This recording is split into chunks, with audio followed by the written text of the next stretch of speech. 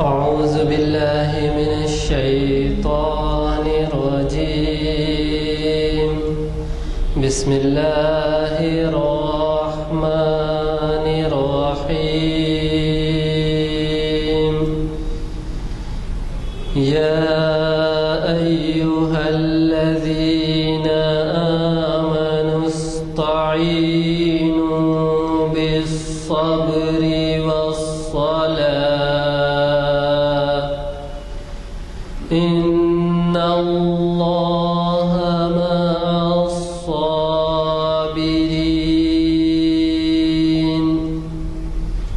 ولا تقولوا لمن يقتل في سبيل الله أموات بل أحياء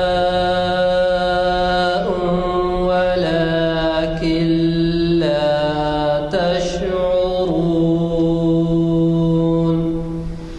ولنبلونكم بشيء من الخوف والجوع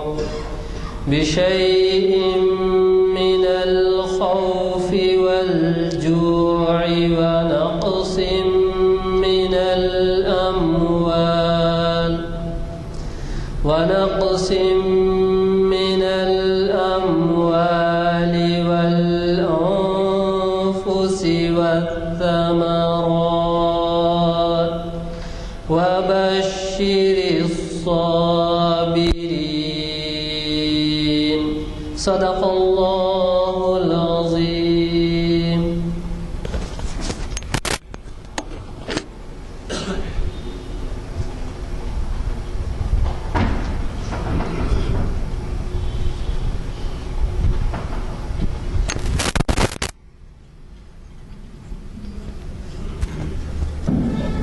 السلام علیکم حضرات. آج پروفیسر سید راشد نسیم ندوی صاحب ہمیں شریعت انفارمیشن سروس کی 554ویں نشست سے مخاطب کر رہے ہیں، اور یہ نشست آج 27 اکتوبر 2014 مطابق 2 محرم الحرام 1436 ہجری بروز پیر بعد نماز اثر جامع مسجد عالیہ گن فاؤنڈری میں منعقد ہو رہی ہے۔ مولانا کا دیا ہوا عنوان اور ہمیشہ کی طرح کچھ اس کا پس پردہ ہوتا ہے، وہ عنوان ہے عقل شریعت کی روشنی میں۔ پروفیسر سید راشد نسیم ندوی صاحب پریزیڈنٹ کے ایوارڈ یافتہ ہیں، اور یہی نہیں بلکہ وہ بین الاقوامی شہرت کے حامل ہیں، اور انہوں نے کئی بیرونی ممالک کا دورہ کیا ہے۔ وہ مدعو رہتے ہیں، اور وہ اس سے بھی آپ واقف ہوں گے کہ ہر اتوار کو چریان پیلس میں ان کا خطاب ہوتا ہے فجر میں۔ فجر کے بعد کچھ وقت تھوڑا سا لوگوں کے پہنچنے میں ہوتا ہے، اور شہر کے کونے کونے سے کارس میں ایک جا ہو کر لوگ وہاں جاتے ہیں اور ان کے خطاب سے استفادہ کرتے ہیں۔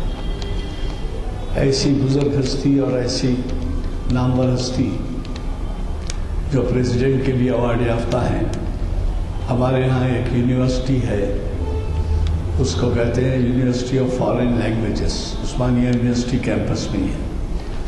اس میں وہ شعبہ عربی کے صدر رہے ہیں یا ہیں اس وقت بھی۔ تو ایسے عالم کے ہم ممنون ہیں کہ وہ ہمیشہ ایک ہفتے کے لیے مہینے میں ایک پروگرام دیتے ہیں، اور اسی طرح آج ان کا پروگرام ہے، اور میں نے جیسے اعلان کیا وہی ان کا عنوان ہے عقل شریعت کی روشنی میں۔ تو میں سمجھتا ہوں وہ آگے ہیں، شاید نماز پڑھ رہے ہیں، میں آگے ہیں، ابھی نہیں آئے، بہرحال اطلاع ہے ان کو، کل بات بھی ہوئی ہے، میں سمجھتا ہوں آگے رہے ہوں گے، راستے میں ہوں گے۔ تو اس وقت تک آپ کو مصروف رکھنے کے لیے 2-4 باتیں عرض کروں گا کہ ہماری یہ محافل ساری دنیا میں دیکھے جاتے ہیں، اور اس کے لیے ہمارے کچھ مہربان جو ہماری سرپرستی کرتے ہیں، انہوں نے یہ خیال کیا کہ اتنے اہم پروگرام اس مسجد میں جب ہوتے ہیں تو اس کو بین الاقوامی طور پر دیکھا جانا چاہیے۔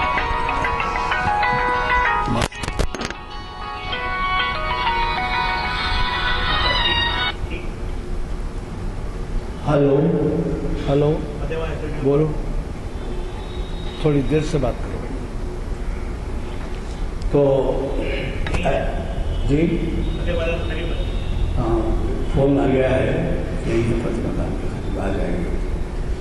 تو عرض کرنا یہ ہے کہ اتنے اہم جو پروگرام ہوتے ہیں کہ بین الاقوامی طور پر دیکھے جاتے ہیں، اور خاص بات یہ ہے کہ اگر کوئی حضرات حیدرآباد میں رہتے ہوئے بھی تشریف لاتے ہیں تو اپنے گھروں میں یہ ویب سائٹ پہ دیکھتے ہیں۔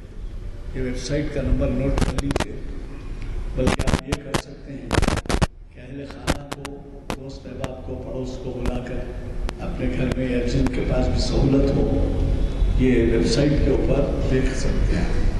البتہ اتنا ہی ہے کہ آج کا پروگرام آج بھی دیکھ سکیں گے آپ، یہ رات میں جو ہے تیار ہوتا ہے، اس کا جو کچھ بھی پروسیس ہے وہ تیار شدہ پروسیس کو کل سے بتاتے ہیں۔ تو یہ اتنے اہم ہوتے ہیں کہ آج کی روزمرہ زندگی میں، جیسے کہ آپ واقف ہیں، ہمارے نوجوان کرکٹ کے لیے یا ٹی وی کے لیے، کھیل کود کے خرچے کے لیے، بازی کے لیے وقت ہوتا ہے ان کے پاس، لیکن یہ ہے کہ دینی معاملات کے لیے وقت نہیں ہوتا۔ پہلے زمانے کے ماحول میں اور اب کے ماحول میں فرق یہ ہے کہ بچہ جب گھر میں آتا تھا تو اس کے والدین یا جو بھی ہوتے تھے وہ گھر میں ایک ایسا ماحول رکھتے تھے جو شریعت سے، تاریخ اسلام سے اور عبادات سے قریب رہتا تھا۔ گھر میں تلاوت ہو رہی ہے، بچہ دیکھ رہا تھا، گھر میں نمازیں پڑھی جا رہی ہیں، وہ دیکھ رہا تھا۔ اب وہ بچے کو فرصت ہی نہیں ہے، جب وہ باہر رہتا ہے تو پھر کیا دیکھے گا؟ اگر اہل خانہ اس سے واقف بھی ہوں اور اس پہ عمل بھی کر رہے ہوں کہ اس کی آج کتنی شدید ضرورت ہے کہ ماحول بنایا جائے۔ آپ اس کے برخلاف دیکھیں گے، کسی دن کا بھی اخبار اٹھا کے دیکھیں، کسی دن کا بھی، آج کا بھی دیکھ لیں کہ اخباروں کے اندر جو آ رہے ہیں، ایسی اطلاعات آ رہی ہیں کہ ہمارے نوجوان بہت زیادہ بدکاریوں میں ملوث ہیں، اور کوئی شعبہ زندگی کا، جرائم کا ایسا نہیں ہے جس میں کہ وہ جو ہے سزائیں ان کو ہیں، جیل ان کو ہے، شبہات ان پر ہیں۔ جی معلوم، ٹیلی فون آ گیا، تشریف۔ تو کوئی شعبہ ایسا نہیں ہے جس شعبے میں کہ جو ہے وہ ملوث نہیں ہے۔ تو ایسے میں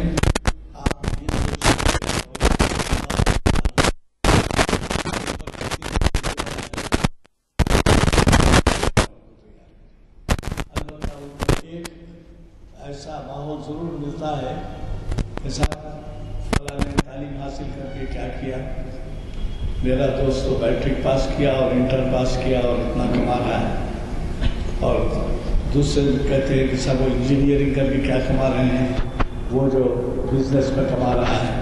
تو بہرحال اس طریقے سے انجینئرنگ، ڈاکٹریٹ، کسی چیز کا بھی حوالہ دے دیتے ہیں اور بتا دیتے ہیں مشرق اسلامک لیسٹ کی ہوا، اور اس کے اندر ظاہر ہے کہ وہاں جو کچھ بھی چانسز ہے وہ صلاحیتوں پہ آپ کے اعلیٰ تعلیم پر منحصر نہیں ہوتے، بلکہ وہاں جب آپ تجربہ کرتے ہیں، آپ کے کچھ اثرات رہتے ہیں، شیوخ سے ملاقاتیں رہتی ہیں، جس پر آپ کو اہم عہدے بھی دے دیے جاتے ہیں۔ باوجود اس کے تعلیم حاصل نہیں کیے ہوئے ہوتے، لیکن فنی تعلیم حاصل کرنے والوں سے زیادہ ان کی کمائی ہے۔ تو اس وجہ سے آپ سے میں گزارش کر رہا ہوں، آپ کے لیے کچھ الفاظ میں نے اس لیے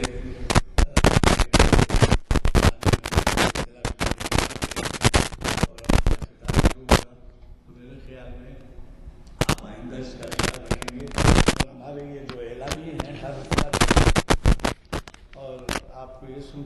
خوشی ہوگی کئی مساجد میں ہمارے اس طرز کے اجتماعات رکھے جا رہے ہیں اور پروگرامس میں استفادے کا موقع دیا جا رہا ہے.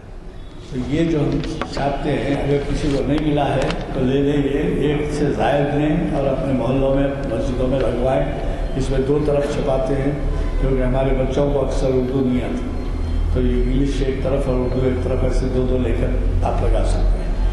یہ بات کہ ہمارے مقررین کے بارے میں بھی عرض کر دوں آپ سے کہ ہمارے مقررین میں نہ صرف علماء اور پروفیسرز ہوتے ہیں، پروفیسرز بھی عالمی ہیں. علماء سے مراد میری یہ ہے کہ جو بالکل اپنے آپ کو دینی کاموں کے لیے وقف کر لیتے ہیں، اور پروفیسرز تو وہ ہیں جو تعلیم کے نظام میں ہمارے دین کی باتیں بتاتے ہیں.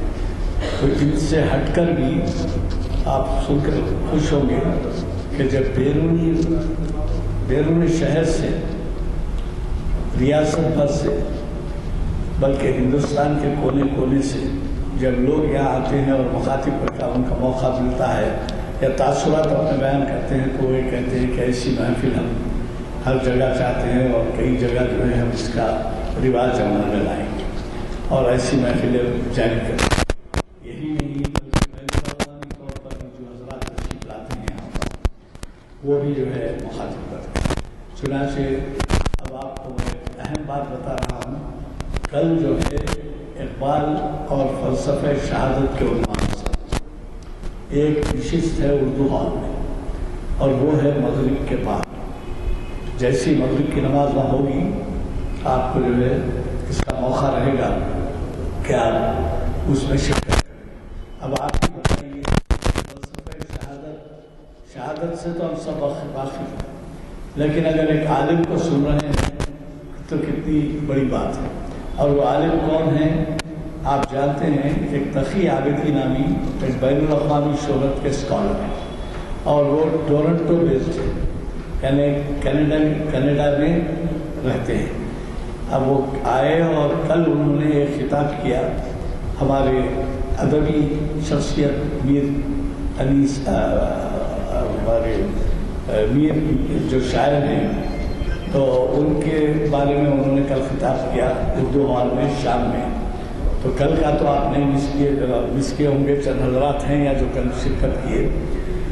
اور کل جو ہونے والا ہے منگل کو، وہ بڑا ہی اہم کتاب ہے اقبال کے کلام میں فلسفہ شہادت. مجھے یقین ہے کہ آپ کو اگر چھینٹے بھی پڑھتے رہیں تو آپ اس سے گریز نہیں کریں گے، اور اس کی وجہ سے ایک ایسے شہرت کے حامل اس کی شخصیت کو آپ سننا گوارا کریں گے.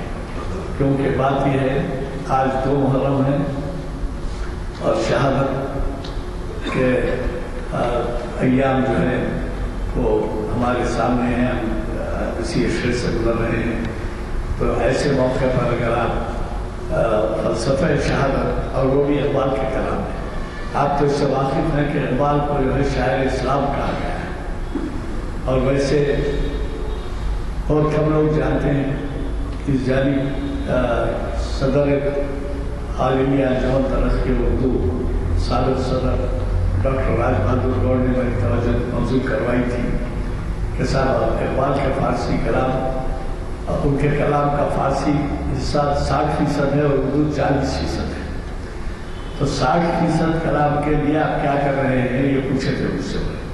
اور 40% تو اردو میں ہے، سب پڑھ لیتے ہیں، سن لیتے ہیں، اخباروں میں آتا ہے، اور وہ مکتوبات ہیں، وہ کتابیں ہیں، یہ تمام. لیکن فارسی کلام کے بارے میں آپ کیا کہیں گے؟ تو میرا خیال ہے کل کا جو اسکالر ہے ہمارا وہ فارسی کلام پہ بھی حاوی ہے، اور ایسے اہم عنوان سے آپ کو مخاطب کر رہے ہیں. کل کا کتاب ایک تاریخی کتاب رہے گا.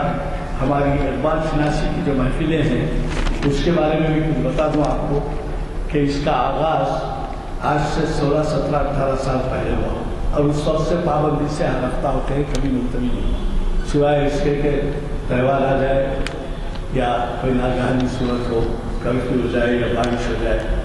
تو یہ 777 کی نشست کے معنی ہر سال جو ہے 45 نشستیں ہوتی ہیں.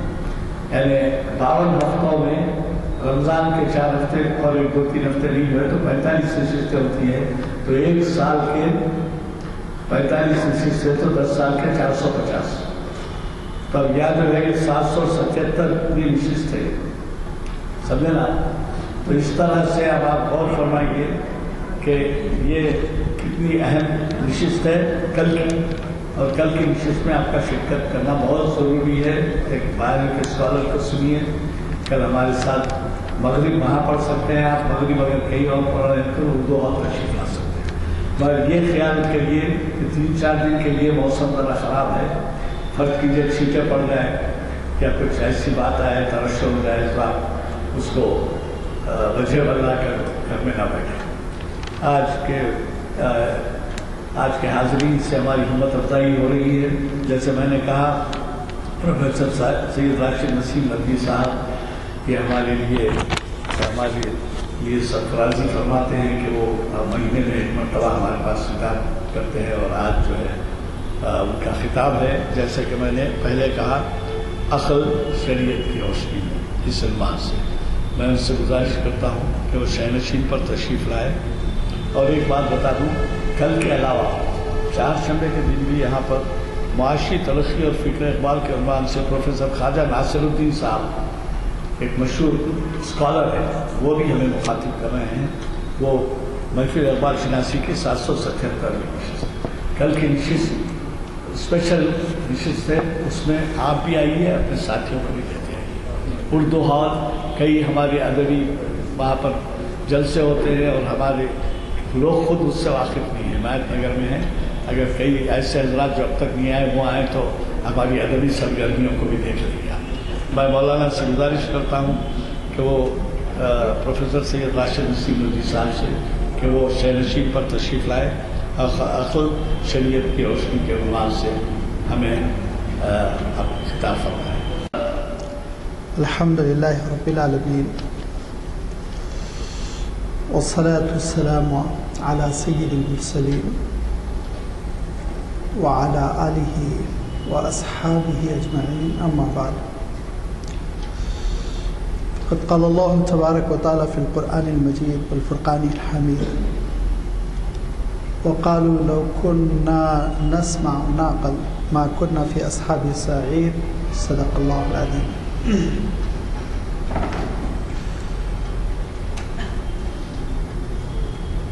بزرگوں اور دوستو،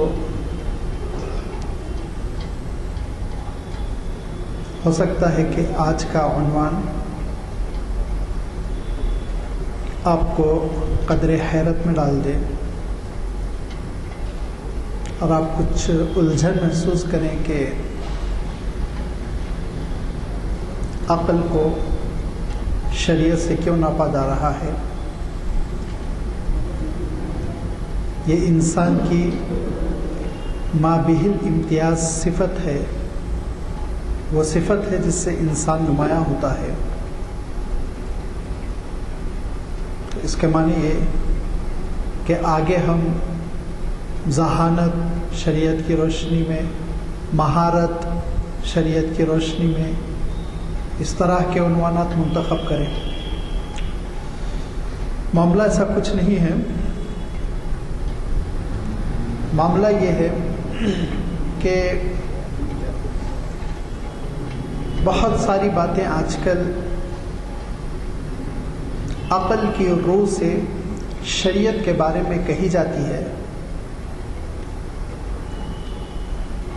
یا اس کے برعکس آپ یوں کہہ لیجئے کہ بہت ساری شرعی باتیں، شرعی احکام عقل کی کسوٹی پر کس کر اس کو دیکھا جاتا ہے، جانچا جاتا ہے۔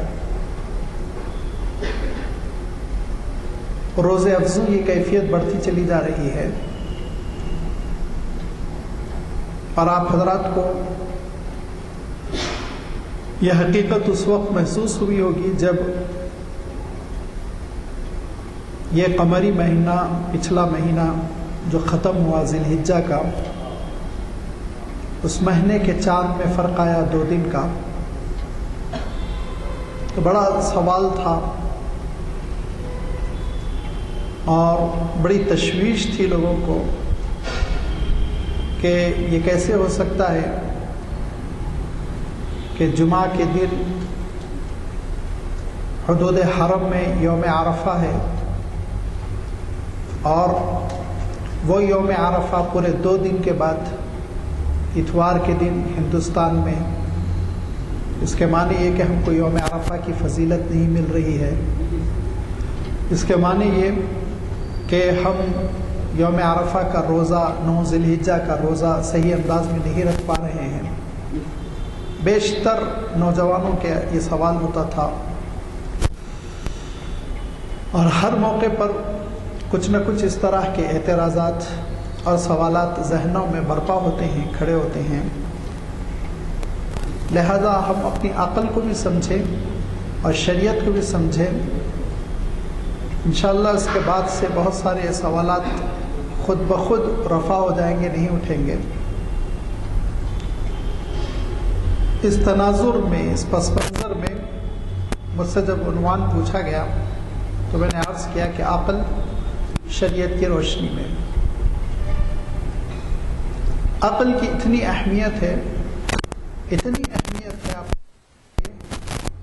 کہ صحیفہ الہی قرآن مجید میں 59 مرتبہ 59 مرتبہ عقل اور اس کے مشتقات یعنی اس روٹ ورڈ سے نکلنے والے الفاظ یعقلون، تعقلون، نعقل، یعقل، عقلوہ وغیرہ وغیرہ 59 مرتبہ مختلف مقامات پر وارد ہوئے۔ تو آپ اندازہ لگا سکتے ہیں کہ عقل کو کتنی اہمیت دی گئی، اور عقل ہی کی یہی وہ اہمیت ہے جو اللہ تعالیٰ نے یوں اجاگر فرمائی کہ انا انزلناہ قرآنا عربیا لعلکم تعقلون، یہ عربی والا قرآن ہم نے نازل کیا تھا کہ تم عقل سے کام لو۔ عقل کو اس میں میسج دیا گیا، خطاب کیا گیا، عقل کو دعوت دی گئی کہ وہ غور و فکر کرے، تدبر کرے۔ یہ وہ عقل ہے جو انسان کی، جسے میں نے پہلے ہی عرض کیا، مابہل امتیاز صفت ہے، انسان کو ممتاز کرتی ہے غیر انسان سے، کیونکہ انسان کی جو عقل ہے وہ عقل مرکب ہے، اور جو جانوروں کی عقل ہے وہ عقل بسیط ہے۔ 2 طرح کی عقل ہوتی ہے، ایک ہوتی ہے عقل بسیط، جس کو آپ کہہ سکتے ہیں کہ سمپل قسم کی عقل۔ اس عقل میں نتیجہ نکالنے کی صلاحیت نہیں ہوتی ہے۔ جو نتیجہ انسان نکالتا ہے کہ 2+2 4 تک وہ پہنچتا ہے، یہ صلاحیت عقل بسیط میں نہیں ہوتی۔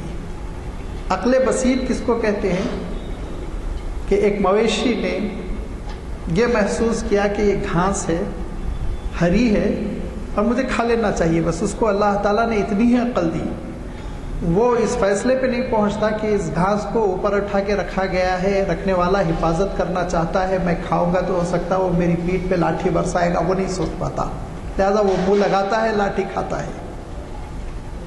یہی وہ عقل بسیط ہے جس کو یہ سکھاتی ہے کہ اپنی جنس کے افراد کے ساتھ رہو۔ لہذا بکروں میں سے ایک بکرے کو، ایک بھیڑ کو پکڑ کر آپ لا رہے ہیں ذبح کرنے کے لیے، دوسرا بھی ساتھ چلا رہا ہے، وہ یہ نتیجہ نہیں اخذ کر پا رہا ہے کہ کس مقصد کے لیے لے جایا جا رہا ہے، کیا اس کا انجام ہونے والا ہے۔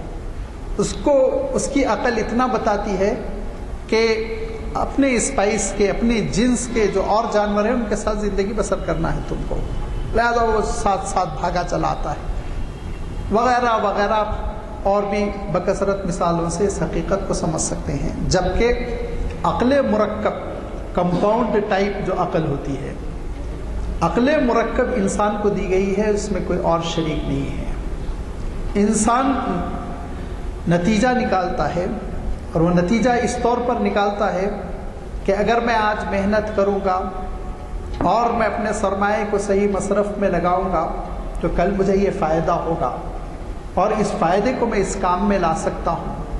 یہ ساری چیزیں انسان سوچ سکتا ہے، اور اسی کی وجہ سے انسان کے اندر یہ صلاحیت ہے کہ وہ اس دوسرے مستقبل کے بارے میں بھی سوچے جس کو آخرت کہا جاتا ہے، اور اسی لیے وہ آخرت کے عقیدے کا مکلف بنایا گیا. دوسرے جانور اس کے مکلف نہیں، دوسرے جاندار اس کے مکلف نہیں.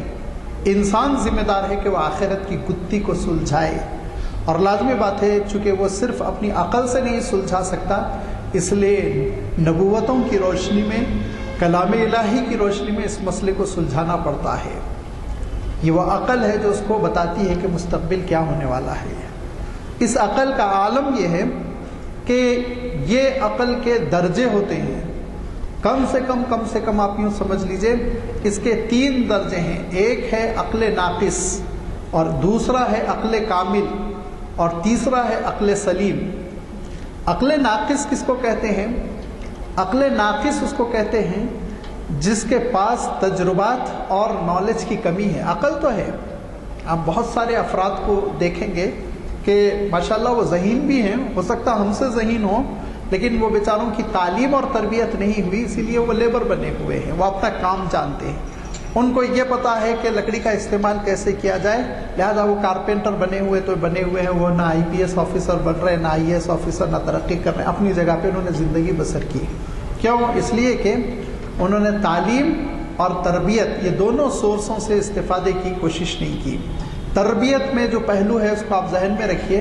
تربیت کے صرف معنی میں وہ نہیں لے رہا ہوں جو تعلیمی اداروں کے درمیان ہوتا ہے مفہوم، بلکہ تربیت میں پچھلوں کے تجربوں سے فائدہ اٹھانا یہ بہت اہم چیز ہے. اور اسی بنیاد پہ آج سائنس ہے. اگر ہم نے پچھلے لوگوں کی جو تجربات تھے ان تجربات سے اگر فائدہ نہیں اٹھایا ہوتا تو آج یہ ہم ترقی نہیں کرتے. اگر پہیہ ہی نہ ہوتا تو شاید پلین بھی نہ بنتا. اس انسان اول کی آپ تعریف کیجئے جس نے پہیہ ایجاد کیا، تو پھر گاڑیاں ایجاد ہوئی، ٹرین ایجاد ہوئی، پلین ایجاد ہوا. سب کو پہیے کی ضرورت ہے سوائے ہیلی کاپٹر راکٹ کے.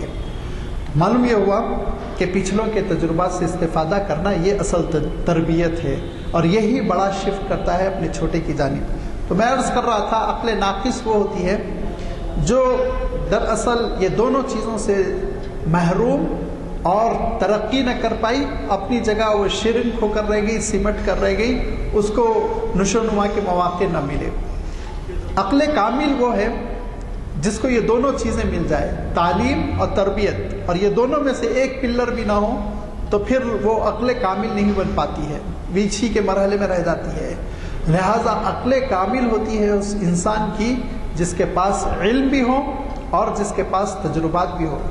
اسی لیے اللہ تعالیٰ نے ایک جگہ ارشاد فرمایا وَمَا يَعْقِلُهَا إِلَّا الْعَالِمُونَ. اس حقیقت کو وہی لوگ سمجھیں گے جن کی عقل کامل ہے. میں اپنا ترجمہ کر رہا ہوں.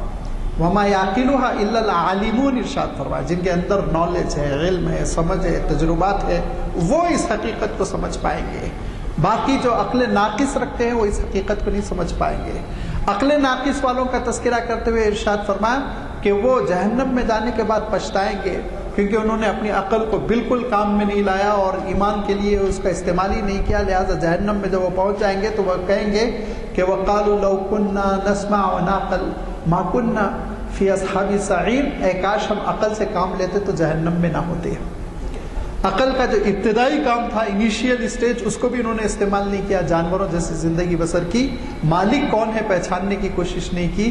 انجام کیا ہونے والا ہے پہچاننے کی کوشش نہیں کی. لہٰذا وہ جہنم پہنچ گئے اور اس پہ وہ پچھتائیں گے.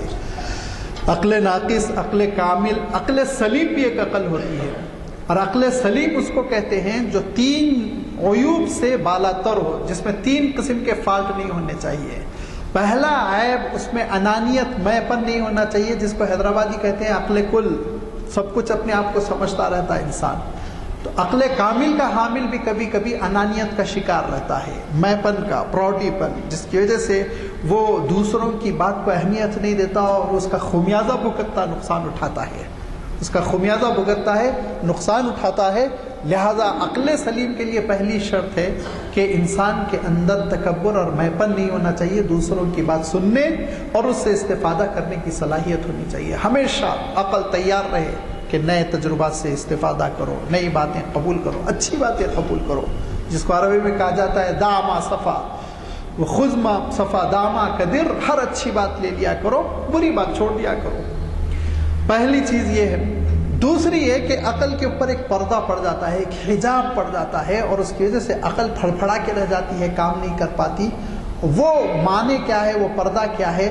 وہ دراصل قرآن پاک کی اصطلاح میں الہوا، خواہشات نفس، اور خواہشات نفس کی وجہ سے ایک انسان ہے جس کی عقل جانتی ہے کہ تم جو مشروب پی رہے ہو اس سے تمہارے پھیپھڑے سڑیں گے، کینسر ہوگا، مرو گے، اور ایڑیاں رگڑ رگڑ کر ہسپتال میں تمہاری جان جائے گی، اس کے باوجود بھی پیتا ہے، پیک پہ پیک چڑھاتا جاتا ہے۔ کیوں؟ اس لیے کہ اس کی عقل، ہو سکتا ہے عقل کامل ہے، عقل سلیم نہیں ہے، عقل سلیم نہیں ہے، اتباع ہوا بہت ہے اس کے اندر، اتنی ہے کہ اللہ تعالیٰ نے قرآن مجید میں ارشاد فرمایا افرأیت من اتخذ الہہ ہواہ۔ بعض لوگ ہوتے ہیں جو اپنی خواہشات کو خدا بنا ڈال دیتے ہیں، جیسے خدا کی انکنڈیشنل اطاعت فرما برداری ہوتی، ویسے ہی وہ خواہشات کے پیچھے بغیر کسی شرط کے غیر مشروط اتباع کرتے ہیں۔ تو دوسرا جو حجاب ہے، دوسرا جو عیب ہے جس سے عقل کو پاک کرنے سے وہ عقل سلیم بنتی ہے، وہ خواہشات کا۔ اور تیسرا جو عیب ہے جس سے عقل کو بڑا نقصان پہنچتا ہے، اور باوجود اچھی خاصی عقل کے انسان کبھی کبھی بڑا نقصان اٹھاتا ہے، وہ ہے دراصل عناد، دشمنی، عصبیت، دوسرے کے خلاف ایسا حسد کا جذبہ کہ بالکل اندھا ہوا جا رہا ہے۔ یہ وہ صفت ہے انسان کی جس کی وجہ سے کبھی کبھی اس کی عقل کام نہیں کرتی۔ وہ معلوم ہے، وہ جانتا ہے کہ میری ازدواجی زندگی یہی بہترین ہے، میرے چھوٹے چھوٹے بچوں کا مستقبل وابستہ ہے، اور اس شکل سے ہٹ کے کوئی دوسری شکل جینے کی نہیں ہو سکتی، بارے غصے کے دیوانہ وار طلاق دے رہا ہے۔ کیوں؟ عقل سلیم نہیں ہے موصوف کے پاس، اگرچہ کہ بہت پڑھا لکھا ہے، ہو سکتا وہ پی جی کیا ہوا ہو، پی ایچ ڈی کیا ہوا ہو سکتا اس کے پاس بڑی سے بڑی ڈگریاں ہوں، لیکن عقل سلیم نہیں ہے۔ یہ عقل سلیم جو حاصل ہوتی ہے وہ اس وقت حاصل ہوتی ہے جب انسان اپنے اندر سے انانیت نکال کر پھینک دے، انسان اتباع خواہشات، اتباع ہوا، پرانی اصطلاح تو ہوا کی ہے، اردو میں ہم خواہشات کہہ سکتے ہیں۔ اور نمبر 3 عناد، جو دشمنی، نفرتوں کا جو منبع ہے، اس کو ہم نکال کے پھینکے تو عقل سلیم ہو جاتی ہے۔ کبھی کبھی میرا دل کرتا ہے، لیکن مفسرین میں سے کسی نے نہیں لکھا کہ الا من اتى اللہ بقلب سلیم، جو اللہ تعالیٰ نے قرآن پاک میں ارشاد فرمایا، شاید اس سے مراد یہی عقل سلیم ہے کہ پروردگار کے پاس وہی کامیاب ہوگا جو قلب سلیم۔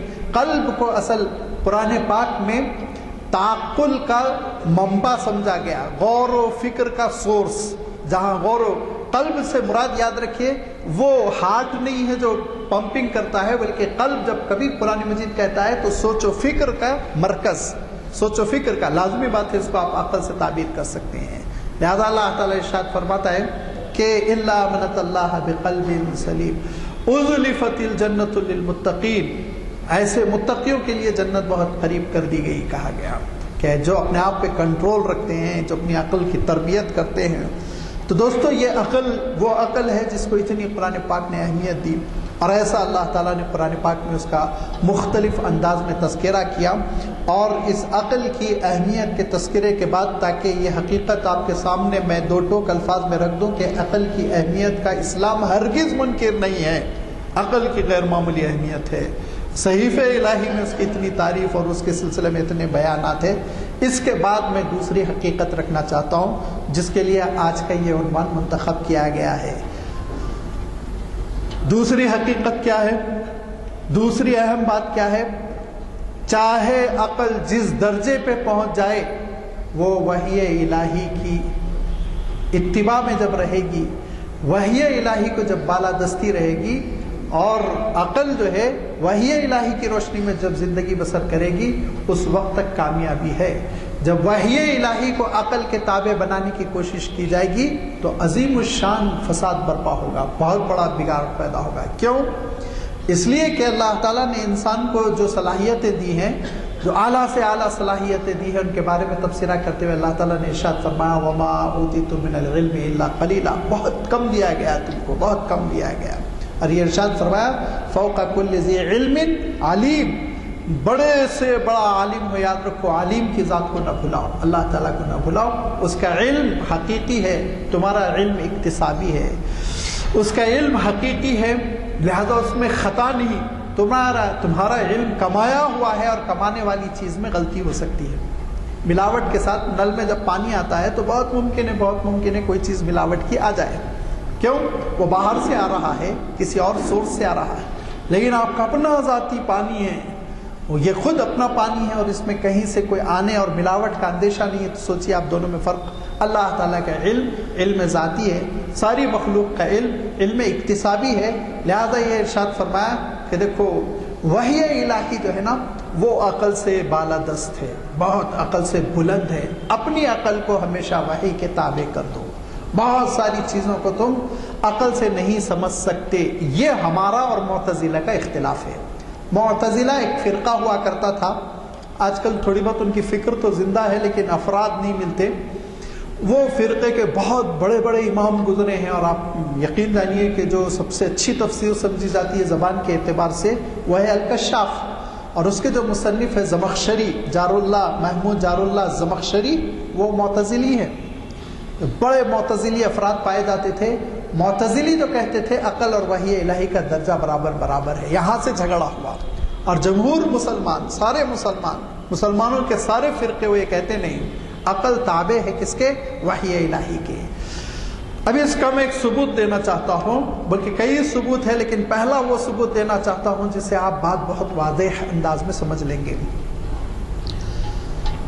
آپ نے ایک مسئلہ سنا ہوگا، فقہی مسئلہ، کہ اگر آپ نے چمڑے کے موزے پہن رکھے ہیں تو آپ 24 گھنٹے اس پہ مساح کر سکتے ہیں، شرط کے ساتھ. اس کی شرط یہ ہے کہ وضو کی حالت میں آپ نے اگر چمڑے کے موزے پہن رکھے ہیں، وضو کی حالت میں، بغیر وضو پہننے کی صورت میں نہیں، تو اس موقع پہ آپ 24 گھنٹے آپ کو شریعت نے اجازت دی کہ آپ اس پہ مساح کریں. اور اگر آپ سفر میں ہیں تو 3 دن 3 رات آپ اس پہ مساح کر سکتے ہیں، پیر دھونے کی ضرورت نہیں. پانی سے ہاتھ گیلا کر کے آپ موزے کے اوپر ایسا پھیر لیں گے. حضرت علی رضی اللہ تعالیٰ عنہ کیا فرماتے تھے، اس سے آپ سمجھ سکتے ہیں کہ عقل اور شریعت دونوں میں کیا فرق ہے. حضرت علی رضی اللہ تعالیٰ عنہ فرماتے تھے اگر عقل کو شریعت پہ بالادستی ہوتی، اگر عقل کو شریعت پر بالادستی اور بلندی ہوتی تو میں موزے کے نیچے مساح کرتا، اوپر نہیں کرتا. نیچے مٹی لگتی ہے نا، دھول لگتی ہے چلنے سے. تو عقل کیا کہتی ہے؟ نیچے مساح کرو. لیکن سنت کیا کہتی ہے؟ اوپر مساح کرو. تو فرمایا اگر عقل کو بالادستی ہوتی اور اگر ہم عقل کے غلام ہوتے تو پھر میں موزے کے نیچے کے حصے پہ مساح کرتا، موزے کے اوپر کے حصے پہ مساح نہیں کرتا. پتہ کیا چلا؟ وہی پر عقل کو ہرگز بالادستی نہیں ہے. پتہ کیا چلا؟ دینی نصوص یہ بالادستی رکھتے ہیں، اہمیت رکھتے ہیں، ان کا مقام بہت بلند تر ہے. کس پر؟ عقل پر. ان دینی نصوص میں سے میں دوسری مثال دیتا ہوں، جو برننگ ٹاپک جس کی وجہ سے یہ عنوان منتخب کیا گیا، کہ آپ صلی اللہ علیہ وسلم نے ارشاد فرمایا کہ دیکھو چاند کو دیکھو تو روزہ شروع کرو، چاند کو دیکھو تو روزے ختم کر لو، اور اگر بادل کی وجہ سے چاند نظر نہ آئے تو فَأَكْمِلُوا عِدَّةَ 30 دن مکمل کر لو، اس کے بعد سے عید ہو جائے گی. یہ آپ صلی اللہ علیہ وسلم نے ارشاد فرمایا. صُومُوا لِرُؤْيَتِهِ وَأَفْطِرُوا لِرُؤْيَتِهِ فَإِنْ أُغْمِيَ عَلَيْكُمْ فَأَكْمِلُوا عِدَّةَ 30. اب یہ آپ صلی اللہ علیہ وسلم کا حکم ہے. یہ موطا امام مالک سے لے کر آپ کو پورے سیاہ میں، حدیث کی پوری کتابوں میں یہ حکم ملے گا. یہ شریعت کا حکم ہوا. اب جب شریعت کا حکم ہو گیا تو آپ چاند دیکھ کر رمضان شروع کیجئے، چاند دیکھ کر آپ شوال شروع کیجئے، چاند دیکھ کر آپ ذیقعدہ، چاند دیکھ کر ذی الحجہ شروع کیجئے. آپ اپنی عقل کیوں ہم لڑائیں؟ کیوں ہم اپنی عقل لڑاتے ہیں کہ آج حرم میں عرفہ ہے تو لازمی بات ہے ہم کو عرفہ نہیں ملنے والا ہے، لہذا آج کا دن عرفہ کا ہم کو ہونا چاہیے. اللہ کے رسول صلی اللہ علیہ وسلم کا حکم اہم ہے اور عقل ماتحت ہونا چاہیے. آگے میں مسئلہ حل بھی کر دیتا ہوں کہ یہ غلط فہمی اس لیے پھیل گئی لوگوں میں کہ لوگوں نے اپنی عقل سے یہ فیصلہ کر لیا کہ اللہ تعالیٰ دن و رات کا پابند ہے. نعوذ باللہ. نعوذ باللہ. زمان و مکان اللہ تعالیٰ کے پاس کوئی حیثیت نہیں رکھتے. یاد رکھیے مخلوق کی سہولت کے لیے اللہ تعالیٰ نے زمان و مکان سے مخلوق کی ایکٹیویٹیز کو مقید فرمایا. لہذا ارشاد فرمایا کہ دیکھو جب سحری کا وقت ہو جائے سحری کر لو، اور جب سفید دھاگا کالے دھاگے سے نمایاں ہو جائے روزہ شروع کر دو، سحری بند کر دو، کھانا پینا بند کر دو، یہاں تک کہ سورج غروب ہو جائے. اب آپ کے پاس سورج غروب ہو رہا ہے ابھی تھوڑی دیر بعد، جبکہ ابھی سعودی عرب میں سورج پوری تمازت کے ساتھ چمک رہا ہے، اثر پڑ رہے ہیں وہ. تو آپ اگر یہ سمجھتے ہیں فائنل وقت سعودی عرب کا ہے تو اور 2 گھنٹے انتظار کیجئے، وہاں افطار ہونے کے وقت آپ افطار کیجئے. آپ اپنے سورج کے جب پابند نہیں ہیں تو آپ اپنے چاند کے پھر کیوں پابند نہیں ہونا چاہتے؟ جب ہم اپنے سورج کے پابند ہیں، ہمارا سورج جب غروب ہوتا ہے تو ہم افطار کر لیتے ہیں، تو ہم اپنے چاند کے بھی پابند رہیں. جب چاند نظر آئے گا ہم روزہ شروع کریں گے، جب چاند نظر آئے گا روزہ ختم کر لیں گے. جھگڑا کیوں؟ اللہ کا حکم ہمارے لیے ہے کہ تم جب سورج غروب ہوگا تو افطاری کر لو، سورج نکلنے لگے تو کھانا پینا بند کر لو، ہم تم کو روزے کا اجر دیں گے. لہذا اللہ تعالیٰ کا حکم یہ ہے کہ تمہارے علاقے میں جب 9 ذی الحجہ آئے گی تو وہ تمہارے لیے یوم عرفہ ہے، اس دن روزہ رکھ لو، ہم اجر دیں گے. اب کیوں ہم گھبرا رہے ہیں کہ وہاں کا دن نکلا جا رہا ہے، ہمارے پاس تو ابھی ذی الحجہ کا دن 9 ذی الحجہ آئی نہیں. لہذا یہ سارے وہ عقل کے سوالات ہیں جس کی وجہ سے عقل اور شریعت میں ایک کشمکش کانفلکٹ کی کیفیت برپا ہو گئی، اور جس کی وجہ سے بڑی دوریاں پیدا ہو رہی ہیں. اور بھی ایسی بہت ساری مثالیں ہیں جس میں یہ آپ کو بتایا جا سکتا ہے کہ عقل جو ہے وہ پوری کی پوری شریعت کی تابع ہوتی ہے، اور عقل جب تک شریعت کے تابع ہے اس وقت تک عقل کا سفر صحیح ہوتا ہے، اور جب عقل شریعت کے تابع نہیں رہ جاتی تو پھر وہ پگڈنڈیوں پہ پھرنے لگتی ہے اور انسان بہت پریشان ہو جاتا ہے. کیسے پریشان ہو جاتا ہے؟ اس کے پریشان ہونے کی میں آپ کو شکل بتاؤں کہ اتنا پڑھا لکھا انسان اور اس کی عقل پوری کامل، ہر طرح سے ڈگریوں کی بھرمار اور تجربات کا اس کے پاس دفتر، اور بہت پڑھا ہوا IPS IAS آفیسر، لیکن اس کا عالم یہ ہے کہ وہ پتھر کی مورتیوں کے سامنے پیشانی رگڑ رہا ہے. کیوں؟ اس لیے کہ اس نے اپنی عقل کو کامل ہی رکھ کے چھوڑ دیا، اپنی عقل کو عقل سلیم نہیں بنایا. لہذا ہم اپنی عقل کو عقل سلیم بنانے کی کوشش کریں، اور اپنی خواہشات اور اپنے رجحانات اور اپنے مکاتب فکر اور اپنے ماحول کے اثرات سے اس کو پاک کرتے ہوئے، بلند کرتے ہوئے اس کو ہم قرآن پاک اور سنت کے مزاج میں ڈھالیں. جب ہم قرآن پاک اور سنت کے مزاج میں اپنی عقل کو ڈھالیں گے تو پھر ہم بہت ساری چیزوں کو سمجھ سکیں گے. قرآن فہمی بھی پیدا ہوگی، شریعت فہمی بھی پیدا ہوگی، اور انشاءاللہ یہ عقل ہم کو تعاون کرے گی، دین سمجھنے کے سلسلے میں معاون بنے گی، دین سمجھنے کے سلسلے میں رکاوٹ نہیں بنے گی. لہٰذا جو بہت سارے عقل کی بنیاد پہ سوالات ہوتے ہیں اور اس کی وجہ سے جھگڑے ہوتے ہیں، اور بھی بہت سی باتیں تھیں، لیکن بہرحال تقریر ادھر ادھر نکل جائے گی. لہٰذا میں اپنی تقریر کو سمٹتے ہوئے یہ عرض کرنا چاہتا ہوں کہ عقل انسانی یہ ضرور تابع رہنا چاہیے وحی الہی کی. مجھے اشعار یاد نہیں رہتے، اسی لیے میں ایک شعر لکھ کے لایا ہوں. یہ شعر آپ کو میں سنا رہا ہوں بہت ہی 1 منٹ کے بیک گراؤنڈ کے ساتھ علامہ اقبال کا، اور پھر میں اپنی گفتگو ختم کر دوں گا. شریعت اور عقل کو آپ سمجھ لیں گے. ایڈوکیٹ صاحب بھی آگے شعر کا لطف لیں گے انشاءاللہ. دیکھیے، آگ لگائی گئی تھی، اور آگ بھڑکا دینے کے بعد حضرت ابراہیم علیہ السلام کو یہ کہا گیا کہ یا تو آپ اپنی رائے سے وڈرا ہو جائیں یا پھر ہم آپ کو جھلسا دیں گے.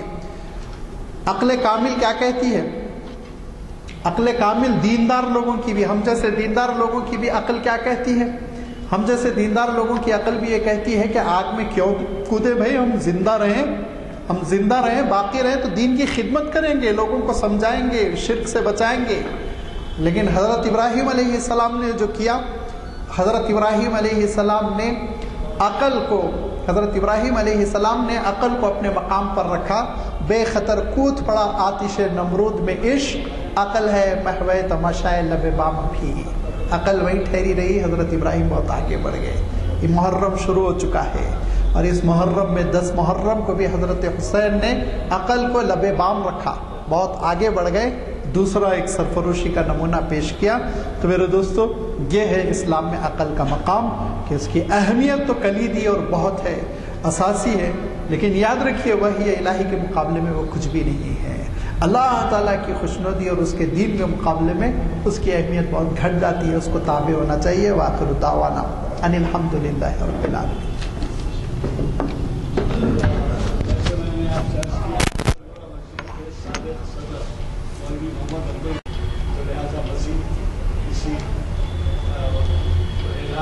سوائے اس کے کہ ہم سب مشغول ہیں اللہ تعالیٰ کے پہلے اور آپ کے کہ آپ نے اتنا پرمس اور ایک انوکھے عنوان سے آخر کے بارے میں ہمیں سفر دکھا.